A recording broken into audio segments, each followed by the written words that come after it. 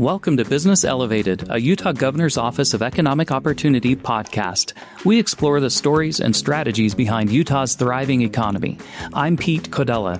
This year, a new player has entered the field of economic development, leveraging AI and cutting-edge data. Alpen Associates, a boutique consulting firm, offers a wide range of services and helps clients navigate complex challenges and obtain tangible results. Today, we're talking with Scott Cuthbertson, founder and CEO of Alpen Associates. We'll explore Alpen's creation, its strategies, and how its services will benefit Utah's economy. Scott, welcome back to the podcast. Thanks for having me back, Pete.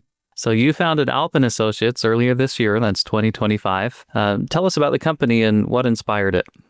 I founded Alpen after, realizing I could bring together two kind of distinct experiences I've had in my career and do that here in our great state. But by way of background, I spent 15 years in management consulting with PwC and Booz Allen. It's a great profession. I was able to help clients solve really complex challenges on projects around the world, and it's fast-paced. And I think what I learned from that career is how to help really solve problems and really put structure, I think, to problems that sometimes haven't been fully defined, and then drive towards those solutions. My second career has been in economic development. I was fortunate to be the COO at the Point of the Mountain State Land Authority and then CEO at EDC Utah. Great roles, was able to meet wonderful people and got to represent the state in a way and attracting businesses to Utah. And those companies, select sites and understand their market. And so this new chapter is really bringing those two together. And, I saw the need for companies after they had kind of come into the state and received their incentive and they're off to executing their vision, but they didn't always have, I think, the support to really realize the vision at times or to do so as effectively as they could. And so that's where I'm bringing this consulting background to economic development and really excited about it. How would you describe the services that you provide at Alpen? Well, I would say we are a full-service management consultancy. We help end-to-end with companies, but also communities that are in this economic development world. So if a company is looking at selecting a site or navigating the incentives process, even needing help with evaluating public finance tools, et cetera, we can help them along the way. And if you're a community, we can provide the perspective of having worked with hundreds of companies coming into the state and what are they attracted to, how to position yourself to best receive those type of projects, and a lot in between. I think that you are utilizing artificial intelligence like many are these days. What role does that play in your consulting? We are utilizing AI, and they're very excited about that. I think most people are looking at it, given the far-reaching impacts it's going to have on all of us in professional and personal life. And so, what we do is we bring those tools into how we work, a number of platforms out there, but we try to see how can we do this work more efficiently? How can we do it more effectively? And we're exploring creating a tool that can help in the process of identifying the best fit between companies and communities, and using different data sets in that process to really help be more efficient in who communities target, or if you're a company, in which communities you want to locate to. So that's just one way that we're using it. Anyone who is looking at sort of coming up to speed on the best way to use AI and what it means for you and your profession is to be the human in the loop. I read a book recently, Intelligence by Ethan Mollick, and that was the big takeaway, is lots of hype around the tool, or concern, I guess, better word, and what it can do to our workforce. But if you focus on being the human in the loop, meaning bringing your human judgment, your relationships, your personal brand, and how you use technology, you'll be better positioned to succeed. So that's what we're trying to do with AI. Like all the tools that we use in business, you can go back and think of a telephone on your desk and a paper Rolodex and a fax machine and shipping overnight and internet and mobile phones. Like, just the tools over time have changed, but you still have to bring that strategic decision-making ability to your work. Right, exactly. And I think this is where the relationship side becomes more important. And if I were talking to a young college graduate about what the future would look like or what they should focus on kind of navigating this new space, I thought about, needing to, be sharp on the technical side of things. But I think AI is going to really level the playing field to where we all have access to valuable information. So I think what becomes more important is your personal brand, your network, your integrity, there will be even more of a premium on leadership, those human elements that are really going to differentiate us in the future. Yeah, agreed. How about a case study or example? Can you share something that you've done for a client? Happy to. A good example is a client that we were working with recently came into Utah, received their standard incentive package. And typically for at least me in my prior roles, that's where the relationship would have ended. But we're able to and have stepped in to help operationalize, I guess, the plans that companies bring to the state. And so after the award, we've helped with conducting economic impact analysis for a client that was looking at obtaining some financing, also with workforce development, finding the right people, but even more broadly, working with institutions to help with aligning their longer term workforce needs with even a pipeline of talent. And then as far as designing community engagement strategies. So it's really this kind of holistic service that we can offer beyond the incentive. Are there specific industries that you usually work with, or is it just kind of all over? It's certainly a mix. We work with startups. We'll work with mid-market, even larger companies that are planning on coming into the state. We also partner with public entities, so cities, counties, state organizations, EDOs who want to grow their economy in smart and sustainable ways. When you receive a new client, is that usually through word of mouth? Have they found you online? Is it through your personal network? Yeah, that's a good question. It's been all of the above. I think it's largely been through my network, but I've had clients reach out from my prior consulting life, but also from those that I'd met here in Utah, and then we've had folks who have just heard about us through the grapevine. And again, services focused on the state of Utah, or do you have plans to expand? We have plans to expand. We're starting in Utah, and we've got quite a few opportunities here, but we want to take these services regionally and nationally if we see that opportunity. Talk a little about your strategic partnership with High Tech Solutions and that development of the nuclear small modular reactor ecosystem here in the United States. This is really exciting work, Pete. As you know, governors really led out on Operation Gigawatt. From our days here at Go-Yo Mine at EDC Utah, we've seen for quite a while this urgent need for more energy. And I think if we're serious about sustaining our population and our economy, we need reliable, proven, clean sources of power. And that's where nuclear and where high-tech solutions comes into play. And if people just consider what we talked about earlier, artificial intelligence, and then think about all the things you have in your home that are connected to and using the internet, it just makes sense that with the growth of our state, we need more electricity. We need more energy to power all these things, which is why Governor Cox and his administration have said, let's get another gigawatt of power in the state. Exactly right. And why I'm really excited about this client is the vision that they're bringing to Utah, which is it's quite unlike any of the other projects that we've heard announced in the state. And I think the reason is we got a lot of startups that are making big bets, and that's great. That's,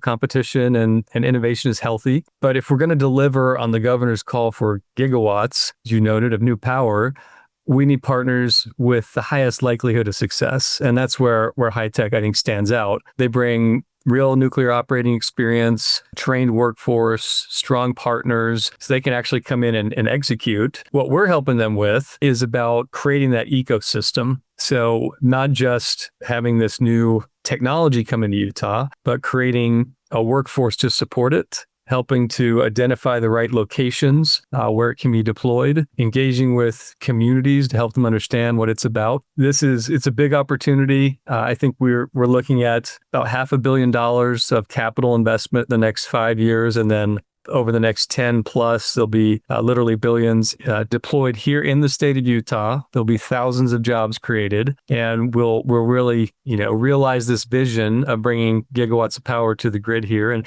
really, it's beyond just kind of bringing power to Utah, Pete. It's creating a hub, a nuclear economy based right here in Utah that isn't just helping land projects, but making sure that we can succeed and sustain our growth long term.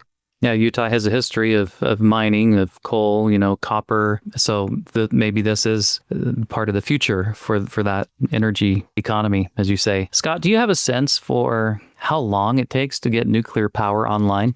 If you're looking at the small modular reactor technology, they're being designed currently, and I think the most aggressive estimate would be 5 to 7 years realistically. And I think this is something that's important to keep in mind when talking about nuclear. When you're trying to create a new solution, you got to prove it out. You have to go through the regulatory licensing and approval process, which takes just a tremendous amount of resources and time. Dealing with something like small modular, there are existing processes to go through. And what's great about the high-tech team is they've gone through this before, and they're going to be able to bring this in, plug and play, go through the approval processes. I think that's what is really exciting about this opportunity is you have a proven operator that knows that NRC process. The technology is on track and the reactor is going to be ready to deploy. And we want to position Utah as a place that can take it and then run with it as soon as it's ready. We'll be right back after this short break.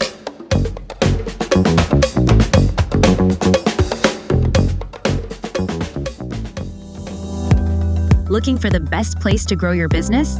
Welcome to Utah, ranked the #1 state for economic outlook 18 years running. Make the move to join global leaders in advanced manufacturing, aerospace and defense, life sciences and healthcare, software and IT, and financial services. With a young, educated workforce, smart tax incentives, and an unmatched quality of life, Utah is where innovation meets opportunity. Learn more at business.utah.gov.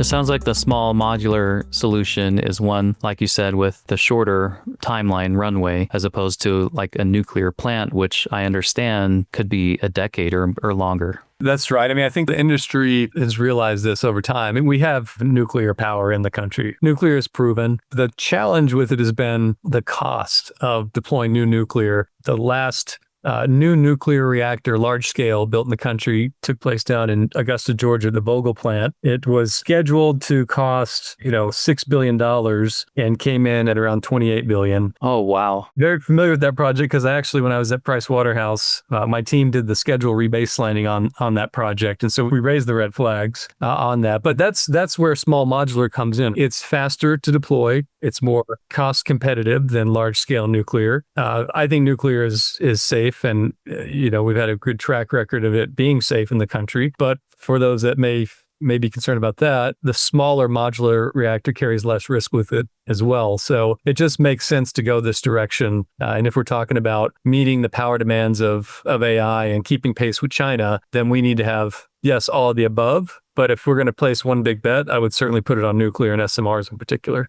What's another project that you're working on or excited about? Yeah, well, we got quite a few actually, but I want to stick with high tech. It kind of warrants that, just given the impact that it'll have here in our state. Part of what they're doing and what we're helping with is to establish a clean energy and research training facility. This is going to be the location where you have an SMR here and the workforce is being trained on it. And so then we'll have that deployed out into the field, and this workforce will be able to go and do the necessary upgrades and the fuel outages, et cetera, all the things that you need to do when you're operating a nuclear power plant. And so this facility, it'll be about $80 million in capital investment. It is breaking ground next year. So this is moving forward. High Tech is relocating literally hundreds of employees from their headquarters in Washington State. They will be Utah-based employees. So this is happening in real time. It's pretty cool. And breaking ground where? Which community? Well, there are a couple of sites that are in mind. You'll hear soon enough where that is. Come on, you don't want to share the news right now? Your team knows. I think there's actually an incentive application with you, but we'll share it. We'll save this from the general audience until the formal announcement.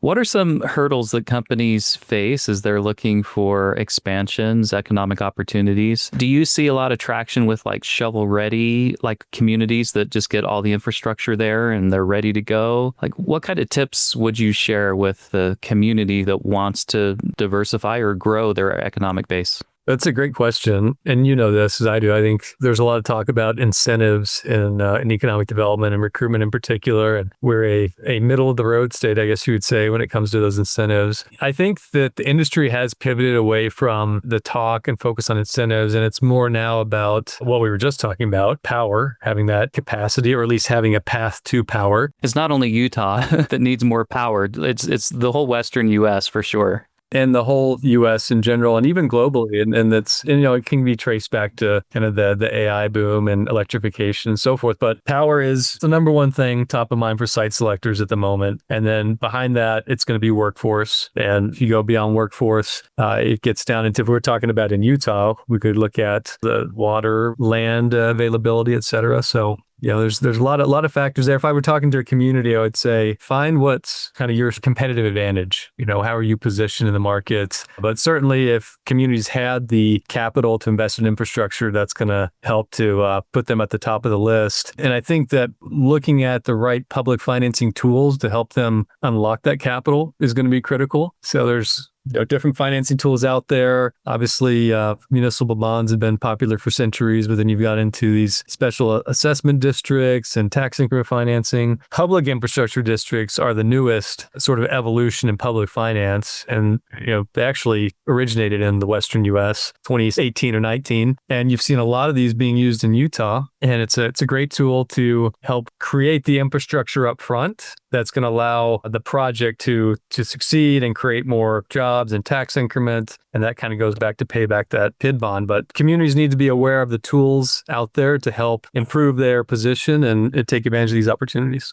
I'm thinking back to some conversations that we've had with some community leaders from places like Eagle Mountain and Saratoga Springs, where I feel like the neighborhoods have grown, the community has been developed as like a commuter community, and where young families go because they can afford housing. And if I remember right, the Eagle Mountain Chamber of Commerce person told me that at one point, like their average age was someone who was in grade school for the whole city. And it's places like this where they need to bring, businesses, commercial enterprises, so that they can help in a few ways, provide jobs closer to home, reduce traffic that's commuting from there all the way to downtown or something like that. So these tools that you've highlighted are really important for lots of communities along the Wasatch Front and in rural Utah, where we know from Governor Cox's administration, that we want opportunities, we want economic opportunity for Utahns throughout the state. I think that's well said, Pete. We really need to think about kind of place-based economic development. How can you create a local community that serves the needs of those who live there? Jobs are there. They can recreate there. They can live, work, and play in those locations. And it's complicated, but it takes the vision. It takes the right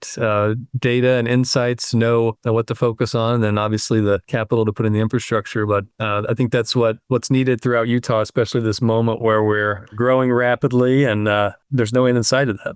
The other thing I'll highlight, which you mentioned, is know the unique characteristics of your community, like what makes you excel, what makes you a unique place. And I think that the Kim C. Gardner Policy Institute at the University of Utah has done some cool work around kind of regional economic hubs throughout our state, and those needs are different in different regions. That's exactly right. I talked a little bit about the Point Project before, Point of the Mountain. And I think it's a kind of the quintessential example of where we're heading in the future, and having communities that are livable, that are walkable, that are economic hubs. And if you have kind of these nodes throughout the state, and we're reducing commute times, we're reducing the sprawl, but we're creating more opportunity in local communities. And that's a good pattern to follow. When the Point is done, it's going to be such a cool national, international example of the state owning those 600 acres and building this innovation center of excellence and a place to, like you say, live, work, recreate. The connection from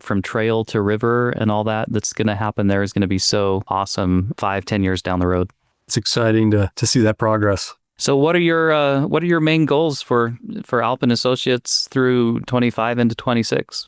Well, this first year, we want to build a strong foundation. So we've got a great team that's been building up and some clients that have been coming in. So, we want to have this kind of capable team in place, establish trusted partnerships, expand outside of Utah in the next year or two. So we're also investing in AI, as I mentioned before. So we're working on a proprietary database and AI tools with that'll help. I think it's going to be unique in what you see out there in the market.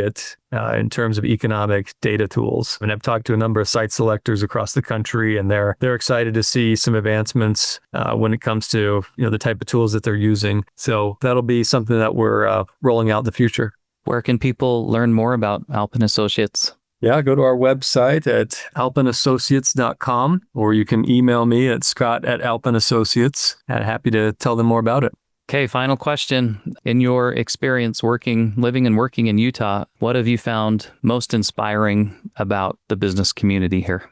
I don't want to be cliche with this because it gets talked about a lot, but there is something about how we collaborate in the state of Utah. And companies that come here and site selectors that work here, they recognize it. And I don't know exactly where it comes from. I think it has something to do with really caring deeply about the next generation and the legacy, I think, of industry and sort of the story of turning this barren desert into the top performing economy in the country. And we want to see that continue. And that's been really fun, especially at this moment where we do have challenges with growth, but also, I think, tremendous opportunities ahead of us. It's exciting to be a part of it. We've been speaking with Scott Cuthbertson, founder and CEO of Alpen Associates. Scott, thanks for joining us on the podcast.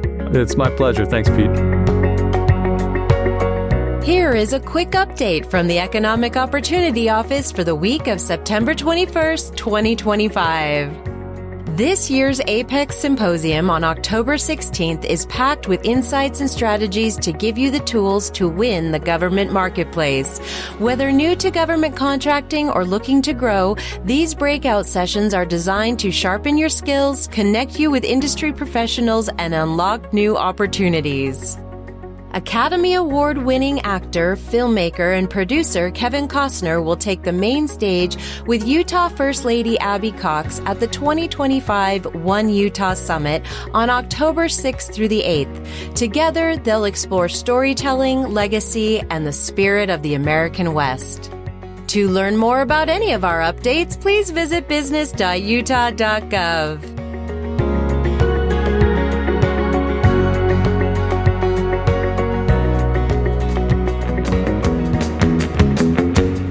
Thanks to our office marketing communications team for their work on this episode. You can find and follow us on social media at Business Utah. Please feel free to email us with feedback or episode suggestions at business@utah.gov. The Business Elevated podcast is published by the Utah Governor's Office of Economic Opportunity. I'm your host, Pete Codella. Thanks for listening. The views and opinions of podcast guests are their own and do not necessarily reflect the official policy or position of the Governor's Office of Economic Opportunity or the state of Utah.